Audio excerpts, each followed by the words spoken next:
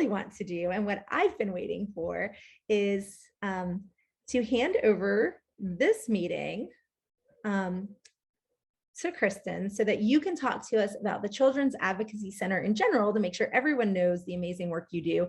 And then also specifically about some of the things that we should know so that we can help your work do even more. So I'm going to stop talking and I'm going to hand over to Kristen. Thank you. And thank you to the Women's Fund and the staff for giving us this opportunity to have this conversation today. I want to express gratitude for the support, both through the Nightingale Fund and as well as just being an excellent partner in this legislative journey that the Women's Fund has offered our organization and the kids that we serve. So I also want to acknowledge on the call is our Director of Intervention Services, Stacy Cook. So all the really hard forensic interview and medical stuff that I'm going to talk about, she oversees that entire team and has been with the organization for almost 20 years. She's amazing. So just, I know she doesn't, she's like, stop.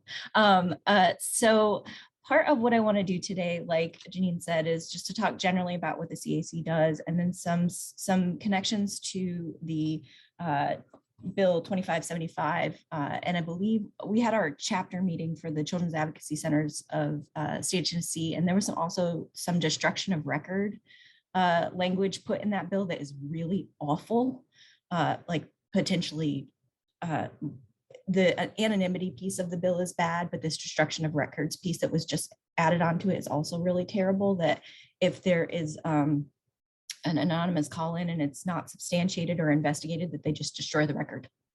And that's problematic for a lot of reasons. And I'll talk through all those things as well. And so I know, same. What my goal today is to provide you all with some information, but also for you to ask questions when you have them. I feel like that's more useful than me just, telling you about our organization. I just want to make sure that everybody knows that you can just interrupt, you can put in the chat any questions that you have as we start to talk. But there are about 40 or so CACs across the state of Tennessee, and we are divided by judicial districts. So we cover the 11th Judicial District. And the reason for that is because we are statutorily mandated through Tennessee Code 371607, which is the Child Protective Investigation Team statute, that we're also doing some amending to this year through our state organization to include some new language around medical providers. But we come together to provide intervention and therapeutic services for children who are alleged victims of sexual abuse. And I am going to speak about sexual abuse, just to trigger warning folks. I'm not going to speak explicitly about case, but just want to put that out. And I know child advocacy doesn't necessarily mean a straight line to sexual violence, but just wanted to put that in the space as well. And so we cover Hamilton County, which is the 11th Judicial District, and work closely statutorily through that TCA code with all law enforcement in Hamilton County, the Department of Children's Services, the District Attorney's Office, Erlanger Children's Hospital, and our own mental health forensic interview and medical teams and therapists internally as well. And so our goal is to create a pathway for kids who are alleged victims so that they have a space to tell what's happened to them in a place that's protected, and also being able to use as evidence to be entered in a criminal investigation, and to provide resources and referrals for the non-offending caregivers for that family, because we all know sexual violence is a very complicated topic, and families don't just come to us dealing with what's in front of them. They might have a host of things that they're trying to deal with as well. Everything we do is at no charge to the family. And we see anywhere between 600 and 700 kids annually through all of our services. And when we talk about sexual violence, we know for every one case that's reported, national statistics tell us that there are about 5 to 7 that are never reported. So we know our numbers are for kids who have come forward or to speak to an adult. And that's the other reason with that DCS bill that is so terrible, is that when we get calls, the only way a child can see us is if the Department of Children's Services gets a severe physical or sexual abuse call, law enforcement makes a referral, or the district attorney can also make a referral. About 90% of our cases come through DCS. So, and when we talk about volume, Hamilton County over the last calendar year had 622 severe cases, and we saw all of them. Drug exposed, sexual violence, and physical abuse, because our database is connected to the DCS database. So we can see, what comes in as severe. And that partnership with DCS is incredibly important. And one of the things that our organization prides ourselves on, and within our child protective investigation team has a good reputation on, is the way we collect data. And data is going to be really important as we continue this conversation. I'm a data person. I feel like that takes the emotion out of what this issue is and really speaks to how this impacts, but also the data for particularly prosecution is really important in this community. And we're going to talk about that today. So when a child comes to see us, they likely will get a forensic interview. A forensic interview is a conversation between a trained professional and that child. And the statute, there's a forensic interview statute that dictates both education, ongoing and prior, that person has to have to even be in front of the child. And it's recorded on a closed circuit TV, and in another room, law enforcement and DCS observe, and they're the folks that are assigned to the case. So when something comes through our database, it's assigned to one of our folks, and then the law enforcement jurisdiction where it happened is assigned, and then a DCS worker is assigned to it. So there's like three main veins to think about when we talk about case staffing. So the forensic interview happens, and we don't do forensic interviews on kids younger than 3, just because it's, that's our practice. And our forensic interviews can be 5 minutes, they can be 2 hours. It really depends on the length and severity of what that child experienced and where they are in their trauma journey about how much they want to share. And that is recorded and can be entered in as evidence if there is a prosecution down the line, if the child is younger than 12. And we'll talk through those pieces as we get there. We also have an on-site sexual assault pediatric nurse practitioner, and she does a head-to-toe exam of kids as deemed by policy. So not every kid gets a medical. I'd say between 300 and 400 of those 700 kids get a medical, and there are some kids that get medical onlys as well. And that medical exam, she can ask more direct questions. Our forensic interviewers don't ask leading questions because that would never hold up in court, number one, and that's just not the method. And our medical exams, really, we get a ton of delayed disclosures. So a kid will be abused when they're in elementary school, not disclosed till middle school, and that's when they come to see us. And there's no statute of limitations of when a child can come to see us. There might be statute of limitations, of course, on when it can be prosecuted, but certainly we would see a kid regardless. If there is something that has happened, we will see them. And because they're delayed disclosures, the physical evidence around these cases is very lean, unfortunately. And so we don't do a lot of rape kits here. We do have a memorandum of understanding with Erlinger. So if there's an emergency that comes through the ER and there's a sexual assault exam that's done on a child, we share, our nurse practitioner can view the records and we can share that information, and that will come to play later when I talk about our child protective investigation team. And so those are the two arms when a kid comes in that they will get for intervention. The non-offending caregiver sits with our family advocate, and they are provided with whatever resources and referrals they need. Sometimes it's, de-escalation, just understanding process, because they think, oh, are you guys going to take our kids away? Can you arrest this person tomorrow? There's a ton of questions that parents and guardians come to us with. And so that advocate just sort of helps them understand the process. And it's a lot of messaging and understanding. We do both community advocacy and systems advocacy, right? The community advocacy is that referral piece that we do with our advocates, but a lot of what I'm going to talk about in the next bit is really that systems advocacy piece. That includes this legislation discussion as well. So that happens, and child can be referred for therapy. Therapy is an important arm of what we do here. We have all licensed clinicians that provide trauma-focused cognitive behavioral therapy, or TFCBT, and our therapy is as long as that family needs at no charge. And we do have a component within our therapy, if appropriate, for the family to be involved as well. I'm going to take a breath and take a sip of my water and see if anybody has any questions. If that's all clear, if you guys are good, you can give me an emoji or see. I'm going to sit on my questions, all 3 of them that I've written down. Okay. But we do have another bill we have to talk about when you're done. Okay. Okay. Okay. All right. So the meat and potatoes of what I wanted to talk with you all about today is our child protective investigation team. And Stacy staffs that. She works very closely with the DCS workers, our law enforcement folks, and the district attorney's office. And so after a case goes through the process of having a forensic, a medical, the family's received advocacy, and they may have been referred for therapy, it comes to a case staffing. It happens every other Wednesday for between 4 and 6 hours, and we have this docket. It's all the cases that have come through. And at that table are the folks I've already mentioned, plus juvenile court. And then the district attorney sends an assistant district attorney to staff. And this becomes important as we continue the conversation.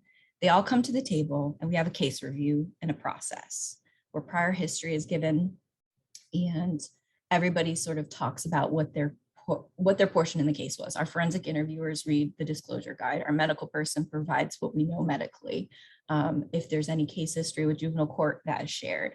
So that comes together because it's not DCS's meeting, but it's something we facilitate for DCS, because in that meeting, we decide beyond the child's story if there's enough information to substantiate. And if a case is substantiated, what that means in that context with SIPIT, that person is an alleged offender and they're put on the DCS registry. So that's the first part. And this is where it gets a little, I have to make sure I don't get in the weeds too much. So when we talk about substantiation, that happens. And I want to go to my statistics. So in the calendar year 2021, there were 761 cases presented to SIPIT, and 106 of them were substantiated. So if we talk about a funnel, the way to think about how this prosecution works, we're going from about 761 to about 100. That's 14%. And there's lots of reasons that things aren't substantiated. We need something beyond the child statement. And I can tell you, I haven't sat in that room as long as Stacy has, but we all sit in that room and know that stuff has happened. We just don't have more evidence beyond what that child's presented to us. And because there's due process for the alleged offenders, as well as a burden of proof if it does go to the place of prosecution, that things might not get substantiated. And this is the physical sign that I can show you guys about how that feels, right? So that happens. After SIPIT, those 106 substantiated cases, law enforcement and the district attorney sort of move to their portion of the case, because law enforcement can have a substantiated case and make a decision not to arrest. And if law enforcement doesn't arrest, then prosecution doesn't happen, right? So of those 106 cases, 61 cases were referred for prosecution and 25 were accepted. I want us to sit with that number for a second. Does that mean there were 61 arrests? They were referred, so that would mean that there would have to be some law enforcement intervention. I believe so. And part of what we are looking at in terms of systems advocacy is that in that SIPIT, Stacy and her team do a tremendous job of communicating and keeping track of data. So we know all the things. Our data it's really dependable. But when it leaves SIPIT, it's out of our hands, so to speak. It's law enforcement tracking and the district attorney's office tracking.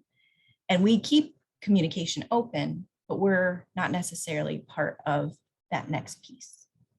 So there's some opportunities that are presenting themselves in the next bit of time around how we can improve this.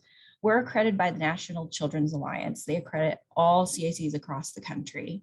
And they have sets of standards, there's 10 of them, about how if you are going to be an accredited CAC, you need to function. And they are really making a concerted effort to get CACs, because this is a national problem. The lack of prosecution of these cases is a national problem. And so these standards help move along the way that CACs can sort of work more with law enforcement and the DA's office after SIPIT happens. So when we look at how that happens after, the prosecution and all of that communication is not for us to direct. So we're looking for opportunities to enhance communication with both our law enforcement partners and the district attorney's office. Because Chattanooga has a prosecution rate of less than 5% of all these crimes. And that is the lowest of all metro areas in the state of Tennessee. So Memphis, Knoxville, and Nashville have a better prosecution rate than we do. And so the question then becomes, why? What do we need to do to improve this? And what actions can be taken? And so when we talk about systems advocacy, a big part of my job is working with the folks that are in leadership in law enforcement in the district attorney's office and saying, okay, we see this barrier. How can we make this better? Because if we are asking children to sit there and bare their souls in these forensic interviews and then nothing comes of it, what is the point? There is some, there's definitely a therapeutic aspect of them having the space to tell their story, but if they're not getting justice, what messages are we sending to our community if you are a perpetrator, that there is not a lot of accountability? And so one of the strategies that other CACs are using across the state and across the country is an assigned prosecutor for child sex crimes. Because there's a couple of things that are different with child sexual abuse than, say, homicides, property crimes, drunk driving, et cetera. There's that emotional aspect of having to work with a victim who might be perceived as unreliable or might have a lot of co-occurring trauma. So they're not going to be, I don't want to say easy, but so a female DA might help. Well, so I will say the ADA that staffs our SIPIT is in Division I, and she's a female. And I think when we brought these concerns forth with the DA, because we have to have ongoing conversations about how case staffing is working, we were told that it's not plausible with current leadership to have an assigned child abuse attorney. So I think a solution would be prioritizing staffing and funding to make it possible for this, because this is too important. To have a community where perpetrators aren't held accountable creates a dangerous community and bad outcomes for our children. And 60% of our cases are females, 40% are males. And so we know, like Janine said at the beginning, this is an issue that affects women and men, but we're talking about children and families who may have other things co-occurring and they're not getting justice. So I'm going to open it up for questions. And can clarify any of the stats, because I know I went through them quickly and I get excited when I talk about the statistics. So happy to do that as well. Are you familiar with what some of the other metropolitan regions' conviction statistics are? Yes. So I can speak to that. So part of that SIPIT statute is that every DA has to send a letter by the 15th of January to the legislature. And that letter has to include information about SIPIT. That's all it has to include. I know, and we got that jazz hand recorded on TV. I'm glad about that. So some DAs provide some really beautiful data about how many cases are prosecuted, demographic information of victim and perpetrator, if it was a plea deal, if it was a guilty verdict, all this beautiful texture. But some DAs just write a letter and say, we have a DA that staffs SIPIT, and they're being compliant with the legislation. I analyzed all the data for every single judicial jurisdiction and their prosecution rate. And the places that have a much better prosecution rate, they're much less in volume than us. So maybe they have, 59 cases total because they're a small rural center. But they also, the ones that have an assigned child abuse prosecutor, by and far have a much better rate of prosecution. It's a better strategy. Rutherford County has two. Rutherford County, in terms of volume and size to us, is much smaller, and their resources are much smaller, but they have a much better prosecution rate than we do here in Chattanooga. In terms of volume, we are the third or fourth Memphis is like far above us, but we're pretty even with Nashville and Knoxville in terms of volume. And their prosecution rates are better than ours. Knoxville has a 28% prosecution rate. Memphis has a 38% prosecution rate, which I know doesn't sound, that's still bad, but it's better than less than 5%. So yes, there's data out there. And like Janine just put in the chat, that that reporting requirement, there's a lot that can be done there as well. So there, they're definitely, the DA's race is happening right now. And that's what I can say about that. I'll let Janine speak to what action items might be. Kristen? Questions? Yes, ma'am. I'm going to spend the rest of the day worrying about all those other hundreds of perpetrators that weren't prosecuted. Is there a mark on their record? I mean, hundreds of cases and 25 prosecuted. Are children still protected from those people who didn't suffer repercussions? So they might be substantiated in DCS, but that only helps if they're trying to work with children. Because when you do a background check, you do a DCS check. And my friend from the Y is shaking her head because that's something that the Y does really well. I think part of what we know to be true about perpetrators is that because the accountability, if they perpetrate, is so minimal, that we see folks hopping from place to place and going to get access to children in different ways. So one of the things our organization does is prevention education for institutions so that they can do appropriate background checks and ask questions during employment if they're going to have access to children. But unfortunately, that's the thing. And these cases are also very emotionally laden and folks have hesitancy to report. And, there's a lot of nuance that I think some of what would be enhanced if we had one child abuse attorney would be that person would have comfort in the issue and knowledge about how to make charges stick and what kind of charges to use. Because we see things all the way from grooming activity to severe rapes and, child pornography on the internet. Like there's a whole gamut of things that happen. So unfortunately, yeah. Yep. Kristen, do you know, and I know I can't imagine there's a way to accurately do this, but what are the accepted, say, percentages of repeat offenders of child abuse? Because it's got to be high, right? I mean, So that's interesting because we can look at case history, right? When a kid comes to us, both if they have been victimized before, we have access to that, and we have access to if DCS has had prior cases, severe cases with that family. And I can speak from the victim's perspective, right? Like we know when a child is perpetrated on when they are younger, the likelihood that they're going to be perpetrated on again when they're older increases.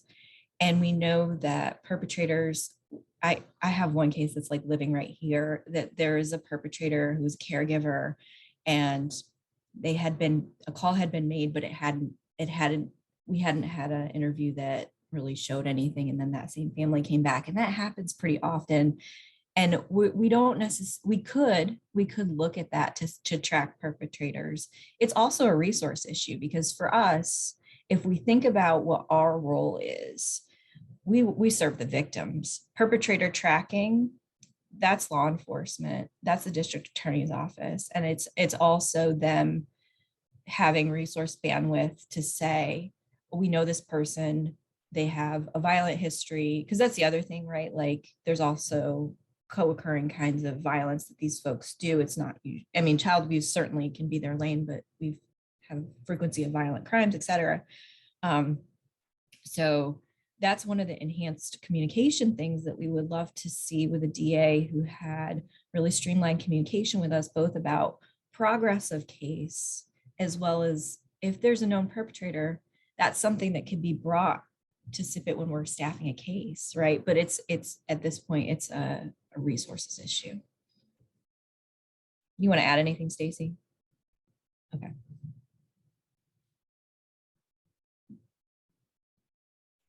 Any other questions? Kristen, Yes. I have a question. For if you had an assigned child abuse prosecutor, Mhm. does that mean that person can't do any other work? I mean, is there a reason? Does the DA have a reason for not assigning somebody? Ooh. So we're being recorded. And can we unrecord for a second? So I can answer that diplomatically. Please go ahead. You do it. That'd be better. No. It's a question of prioritization. And if that person is assigned to run these cases, that does not mean that if she or he did not have a full caseload, that they could not then also be doing other things in the office. It simply means that if these cases are in front of them, that they are assigned to them. And whether or not there's a good reason, it's an issue of what the district attorney chooses as their priorities. Yep.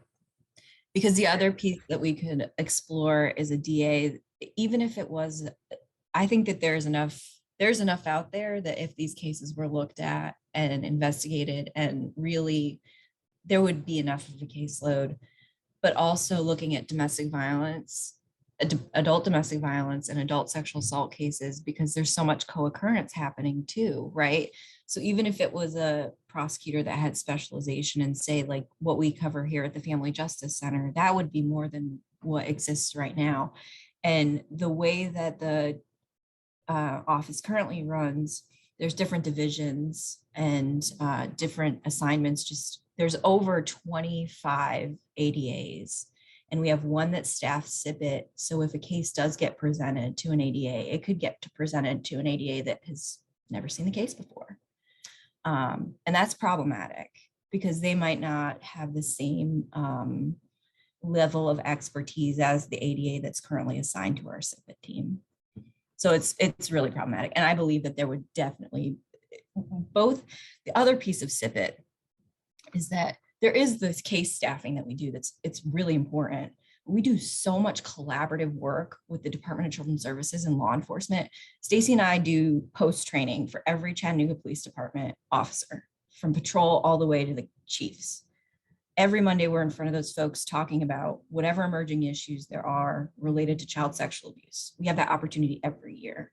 We train our DCS friends, but there is no training currently that we have with the district attorney right now for any of their folks outside the scope of the one person that comes to SIPIT. And that enhanced training does a lot of things, right? Like it increases their ability to understand the nuances of these cases, but it also builds relationship and builds trust and all those things, so that if there are questions, we're seen as a resource like we are with CPD and Hamilton County Sheriffs, and all the law enforcement response to child sexual abuse is really comprehensive in this community. They do excellent investigations for the most part, and Chattanooga Police Department prioritizes victim safety. And, you know, they have a whole special victims unit that's co-located with us here at the Family Justice Center of cops that just do child abuse, sexual assault, domestic violence, runaways, and kidnappings. That's resources and prioritization from leadership that says this is important. So all the pieces that should be around for prosecution to be successful within the systems exist. And we did a lot of homework to make sure that that was true, because that whole sort of coordinated, it's complicated to have all these different entities that have all these different philosophies being singing from the same songbook, but really juvenile court, everyone really works collaboratively. Kristen, can you envision you and Janine going back to the DA's office if there happens to be a change of hands and asking for a specific prosecutor? So I will say publicly, the person that is running for DA has stated multiple times on public record that she would assign an assigned child abuse prosecutor and resources to it. So it's possible. You know, and Carrie, I also want to chime in there and say, you know, regardless of if we have a change in our district attorney's office, I think that there is a real opportunity. I've watched y'all's faces to take what you've learned here today and really start educating the rest of our community, because with or without a change in who is holding the office, we are going to have to become powerful advocates to get changes in how that office is functioning, because a 4% prosecution rate is unacceptable. And the minute I learned all of this from Kristen, I was like, and let's pony up advocates. We've got some work to do. And I know that you all on this call are going to say the same thing, but you know, the devil you know or the one you don't. I mean, all elections are scary. And so what I say in all of those cases are, it's not about who holds the office, it's about the policies that they implement. And we're really good at communicating about the policies and the changes that we need to see. Kristen is amazing at explaining, as all of you now know, the needs of our community, and the Women's Fund knows how to mobilize advocates. And Carrie, you know some really strong advocates, and you know that, I mean, that's where our next step is.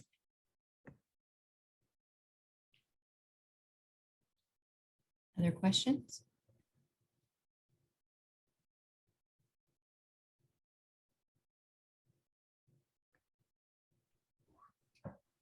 Okay, so Janine, I guess I turn it back to you. Is that what we're doing? Kristen, thank you for your amazing, important work. I'm not into hero worship, but you're my hero. Oh, goodness.